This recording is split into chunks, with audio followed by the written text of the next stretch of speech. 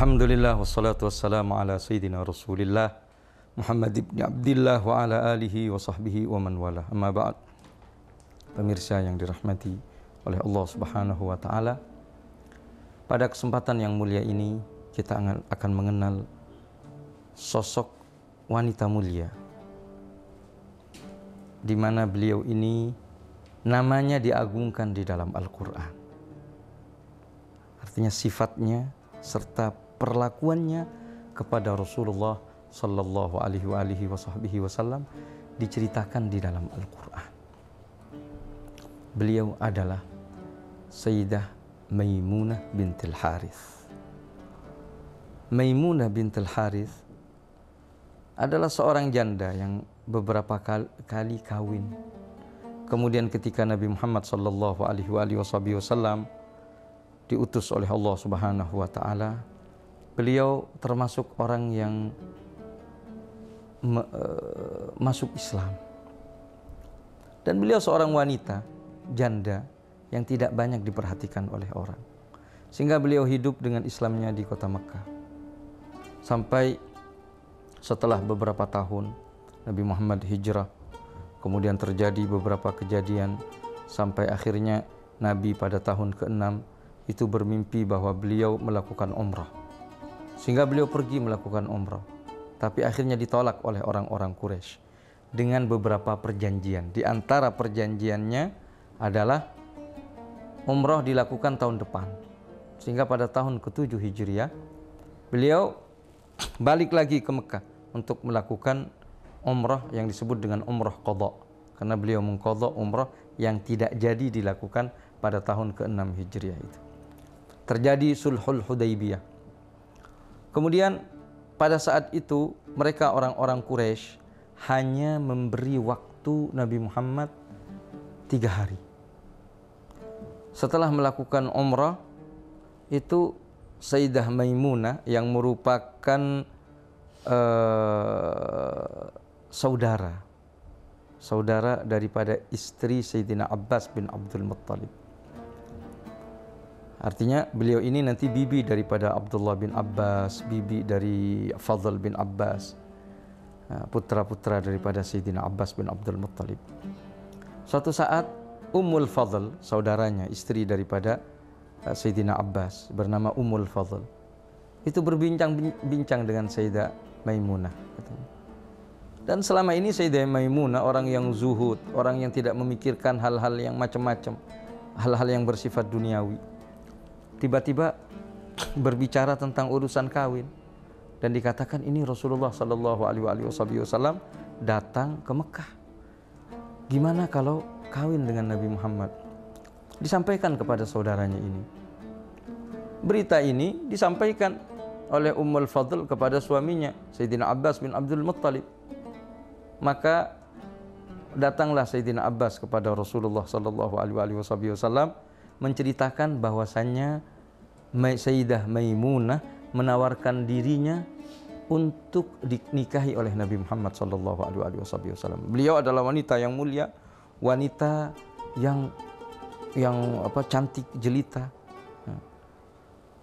Akhirnya Nabi mau. Nabi menerima. Oke, kalau begitu, maka turun dari Allah Subhanahu wa taala firman-Nya yang artinya, dan kaum wanita yang telah rela memberikan dirinya untuk dinikahi oleh Nabi Muhammad sallallahu alaihi wasallam. Itu ada di dalam Al-Quran. Kemudian wahabat nafsaha, Allah menyebutkannya, memberikan dirinya untuk Nabi Muhammad sallallahu alaihi wasallam. Kemudian saat itu sudah 3 hari Nabi di Makkah, maka orang-orang Quraisy memerintahkan Nabi untuk keluar dari kota Makkah. Maka kata Rasulullah sallallahu alaihi wasallam, berilah kami 1 hari, kami akan kawin di sini. Kami akan mengundang kalian, kita makan-makan berpesta di sini. Kata mereka, enggak, saya enggak mau makanan kamu. Udah keluar dari kota Makkah.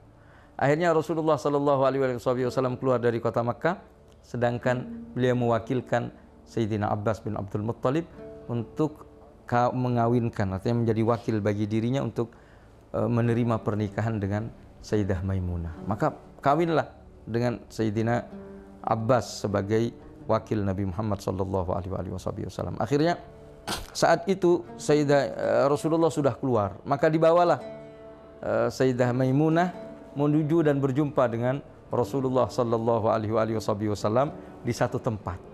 Nah, di tempat yang jauh dari kota Makkah.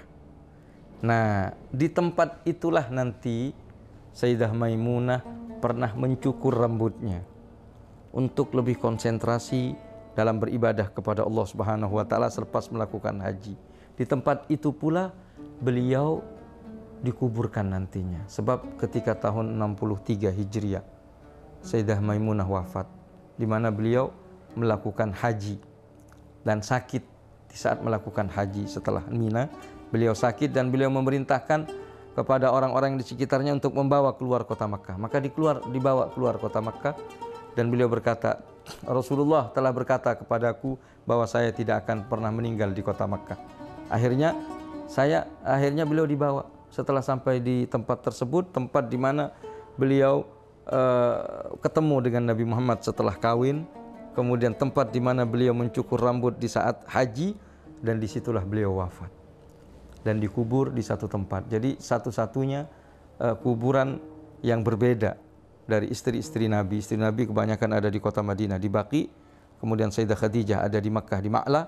Sedangkan Sayyidah Maimunah ada di satu tempat yang di luar kota Makkah. Radhiyallahu anha wa ardhaha.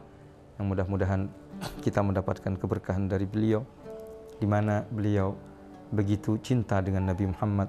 Bahkan diceritakan bahwasanya beliau paling mengikuti Rasulullah sallallahu alaihi wasallam di dalam segala hal.